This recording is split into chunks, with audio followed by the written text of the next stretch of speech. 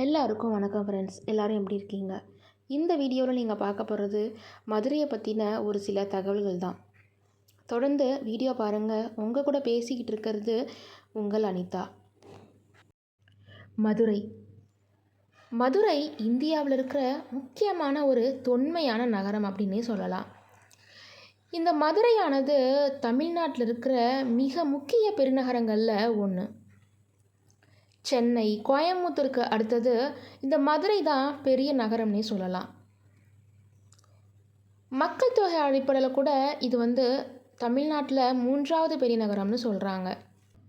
வைகை ஆற்றங்கரையில் அமைஞ்சிருக்கிற இந்த மதுரை நகரம் மீனாட்சி அம்மன் கோவிலுக்கு அடையாளமா, அல்லது இந்த மீனாட்சி அம்மன் கோவில் மதுரைக்கு அடையாளமா என்பதில் நமக்கு எந்த சந்தேகமுமே வேண்டியதில்லை. இந்திய துணைக்கண்டத்தில் மிகவும் தொன்மையான வரலாற்று கொண்ட நகரம் தான் இந்த மதுரை நகரம். சுமார் 2500 ஆண்டுகள் பழமையான இந்த நகரத்தில் மக்கள் தொடர்ந்து வசிச்சுட்டு வர்றாங்கங்கிறது தகவல். பாண்டிய மன்னர்களோட தலைமையிடமாக விளங்கிய இந்த மதுரை தமிழ் மொழியோட நெருங்கிய தொடர்புடையதுன்னு சொல்லலாம். அதன் காரணமாக தான் 3ஆம் தமிழ்ச்சங்கம் இங்கே ஆரம்பிக்கப்பட்டு தமிழை இந்த நகரத்தில் பெருமை அடை செஞ்சுருக்காங்க. நம்ம தமிழ்நாட்டோட மரபு சின்னமாக பார்க்கப்படுற இந்த மதுரை நகரம் பல்வேறு காலகட்டத்தில் பல்வேறு ஆட்சியாளர்களால் ஆளப்பட்டுச்சு. சங்ககால பாண்டியர்கள், இடைக்கால சோழர்கள், பிற்கால பாண்டியர்கள், மதுரை சுல்தானகம், விஜயநகர பேரரசு, மதுரை நாயக்கர்கள், அப்புறம் கர்நாடக ராட்சிசியம், ஆங்கிலேயர்கள்னு பல பேரால் இந்த நகரம் ஆட்சி செய்யப்பட்டிருக்கு. இந்த மதுரை நகரத்தில் பல வரலாற்று நினைவிடங்கள் இருந்தாலும் அதில் முக்கியமானதுன்னா மீனாட்சி அம்மன் கோவிலும் திருமலை நாயக்கர் அரண்மனையும் தான். இந்த மதுரை நகரில் பல்வேறு விழாக்கள் கொண்டாடப்பட்டாலும் மிக முக்கிய விழாவாக கொண்டாடப்படுறது சித்திரை திருவிழா தான். அதோடு மட்டும் இல்லாமல் மீனாட்சி அம்மன் திருக்கல்யாணம் வருஷம் 10 நாட்கள் கொண்டாடப்படுது இந்த நகரத்தில். சித்திரை திருவிழாவோட ஒரு பகுதியாக கள்ளழகர் ஆற்றில் இறங்குற நிகழ்வு வெகு விமர்சையாக வருஷம் நடக்கும்.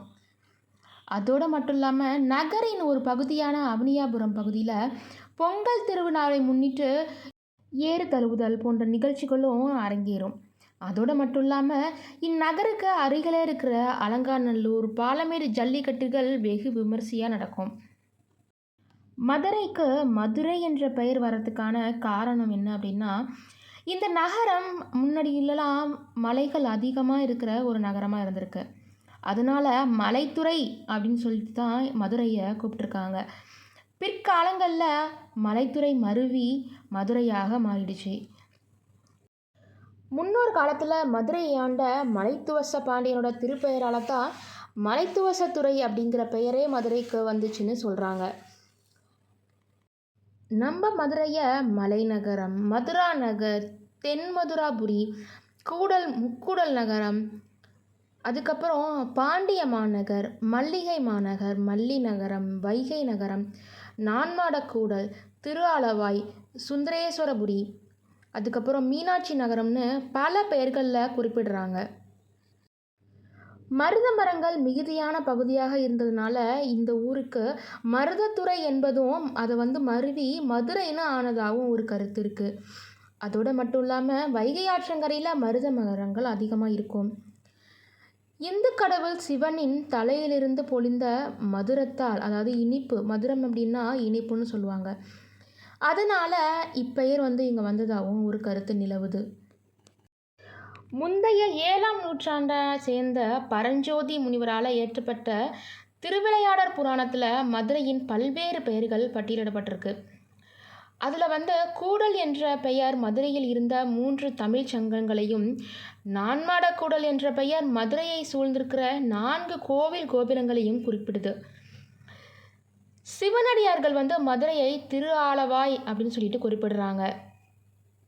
தமிழக கல்வெட்டியலாளர் ஐராவத மகாதேவன் அவர்களோட குறிப்பில் தமிழ் பிராமி கல்வெட்டு ஒன்று மதுரை அப்படின்னு சொல்லிட்டு குறிப்பிட்டிருக்கு. இதற்கு மதிலால் சூழப்பட்ட நகரம் அப்படிங்கிறது தான் பொருள். எது எப்படியோ நம்ம மதுரை தொன்மை வாய்ந்த நகரம்னு நம்ம எல்லாருக்குமே தெரிஞ்சிருச்சு. நம்ம மதுரையை பாதுகாப்போம். நம்ம தொன்மைகளை பாதுகாப்போம், நம்மளோட வரலாற்றை பாதுகாப்போம், நம்ம எதிர்கால சந்ததிகளுக்கு நம்மளுடைய வரலாற்றை சொல்லிக் கொடுப்போம். எப்படிப்பட்ட சூழ்நிலையையும் கல்வெட்டுகளையோ கோவில்களில் இருக்கிற தொன்மை வாய்ந்த பொருள்களையோ சிதைக்கக்கூடாது. இந்த வீடியோ பார்த்ததுக்கு ரொம்ப நன்றி. தேங்க்யூ.